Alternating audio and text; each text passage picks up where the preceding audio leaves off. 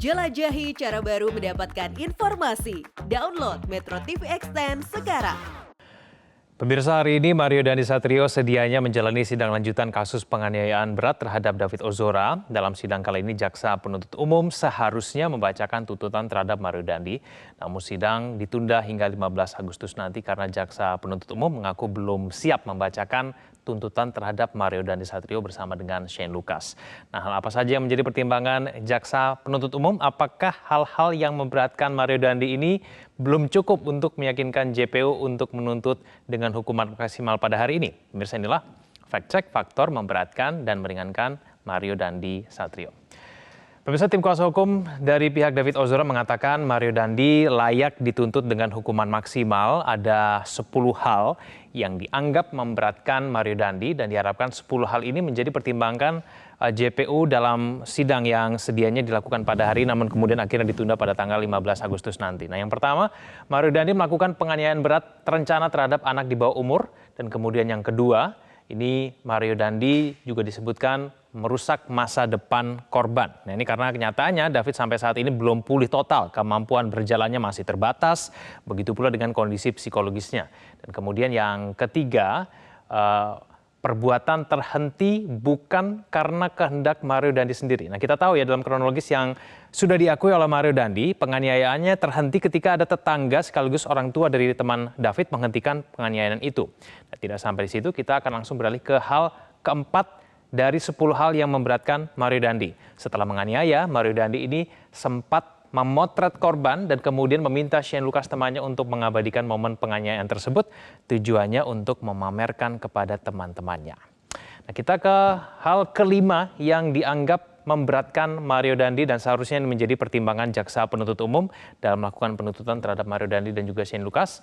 Mario Dandi disebut berupaya untuk menghilangkan barang bukti dengan cara meminta AG, pacarnya, untuk menghapus voice note yang dikirimkan kepada dirinya.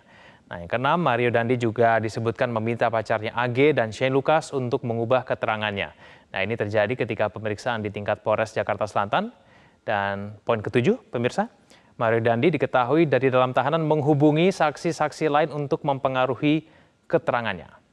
Tidak sampai di poin ketujuh, masih ada poin ke-8, pemirsa. Nah, ketika diperiksa pertama kali di Polres Jakarta Selatan, Mario Dandi ini mengaku dirinya berbohong ataupun menyampaikan keterangan palsu. Mario di hadapan majelis hakim mengakui BAP-nya mengandung keterangan palsu. Ketika diperiksa di Polres, Mario Dandi mengatakan bahwa Shane Lucas yang memprovokasi dirinya untuk menganiaya David.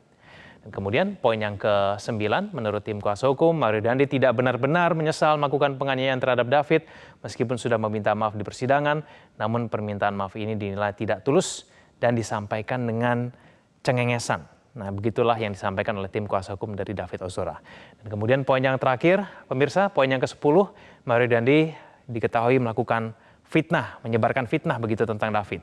Mario menyebarkan informasi bahwa David lah yang melakukan pelecehan seksual terhadap AG, padahal ini tidak terbukti sampai saat ini.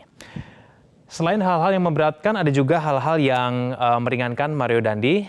Kedua poin ini disampaikan oleh ahli meringankan yang dihadirkan oleh tim kuasa hukum dari Mario Dandi. Dari ahli psikiater yang dihadirkan mengatakan bahwa terdakwa bisa saja melakukan impulsive aggression, yang artinya penganiayaan itu yang dilakukan itu bersifat spontanitas, jadi tidak terencana. Nah, untuk membuktikan bahwa ada perencanaan menuju ke penganiayaan berat, ini harus melalui pembuktian. Dan kemudian di poin yang kedua, ada ahli pidana meringankan yang dihadirkan untuk meringankan Mario Dandi.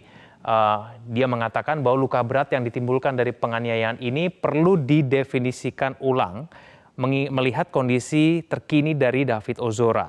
Nah, pernyataan ini menurut tim kuasa hukum dari David, apabila masih ada yang meragukan David terluka berat, berarti ada upaya untuk mengaburkan definisi luka berat itu seperti apa. Karena sudah jelas terlihat begitu bahwa David Ozora sebetulnya memang sudah mengalami penganiayaan berat.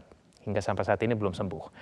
Nah, menurut tim kuasa hukum dari dari David, Mario Dandi bukan hanya layak dituntut hukuman maksimal 12 tahun, bahkan seharusnya bisa mencapai 15 tahun penjara. Nah, ini dilihat dari karena peran Mario yang sangat dominan dan terbukti melakukan penganiayaan berat terhadap David. Inilah pernyataan dari kuasa hukum David Ozora, Melisa Anggraini.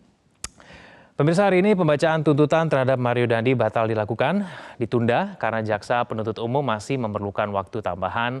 Jaksa penuntut umum mengaku belum siap dan meminta sidang ditunda. Sidang pun diputuskan akan kembali digelar pada tanggal 15 Agustus minggu depan dengan agenda pembacaan tuntutan. Nah, kita akan saksikan pada minggu depan 15 Agustus nanti apakah kemudian Mario Dandi dan Shane Lucas akan dituntut dengan hukuman maksimal. Cara mudah mendapatkan informasi dengan satu sentuhan jari. Download Metro TV Extend.